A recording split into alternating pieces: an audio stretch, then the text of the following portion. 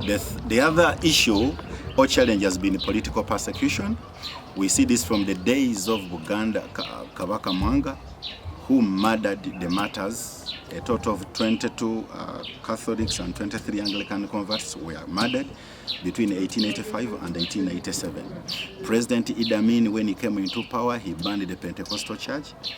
In April 1987, he invaded the Full Gospel Church, arrested the people, flogged very many, and the church was forced to go underground. And this became a very big challenge. Interreligious fights and persecution in Uganda, where religion, Christian movements fighting against each other. For example, the traditional religions, Catholicism and Anglicans, they underrate the Pentecostals. Similarly, the Pentecostals, the traditional religions. And such fights have been on for long here in Uganda. We have ignorance on the side of some evangelists and religious leaders. Many of them are ignorant just because of lack of training, and they are not even willing to be trained. They take training, the biblical theological training, to be traditional and a religious practice, that they are only led by the Spirit of God. And this has caused so many issues in the land, including banning of Bibles because they have the word Holy Ghost. Such instances have happened in Uganda. There is disunity among the religious leaders.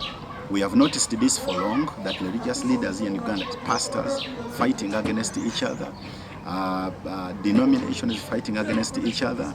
We have seen these umbrella organizations of the Pentecostal church fighting against each other, pastors standing on pulpits, radio and TV and abusing each other. And this has made very many people to fear joining the Christian faith.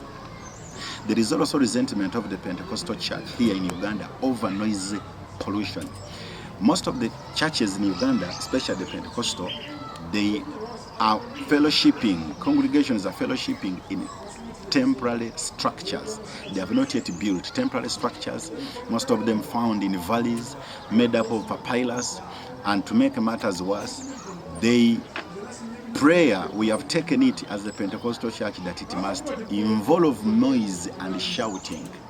You find a church of 5 people, they are preaching to the top of their voice, and the machine is at the top of the volume, and this has caused a lot of commotion here over noise pollution in Uganda. For the past couple of months, we have seen so many pastors that have been arrested by the government because of this noise pollution, and they have been tried in the courts of law. We have also not had strategic evangelism. Most of the methods of evangelism in Uganda include door-to-door or person-to-person, then open-air crusades, and then street preaching. But this is not strategic because there are some people who cannot be accessed through such. For example, these super corporates, they cannot be accessed through church. So we need to re-strategize and come up with better practices. Now, what is the way forward? What is the way forward? We need to adopt strategies that are going to help us to evangelize and expand the gospel. Number one, to target all the spheres of influence.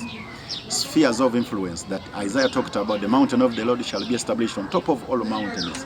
We target media, we target education, we target religion, we target families, we target business. This is going to help us. Now, interreligious reconciliation. That's why organizations like Interreligious Council should be strengthened to reconcile religions. Also reconciliation and peace among pastors and servants of God. That's by strengthening the umbrella organization that we have so that we can speak the same language. Training of pastors and church leaders. Thank God for opportunities like a River of Life University. And we should encourage our brothers and sisters to also join and be trained and strengthening these umbrella organizations. We should also avoid some extremisms. There are some things that are to the extreme. For example, worship is not a must that we have to shout. A pastor preaching to 3 people in a church, 10 people, you don't need to put the volume top and then you preach. Adopting community transformation approaches. Let us look at community approaches, identifying needs of people in the community as church, water, roads, and we work on them.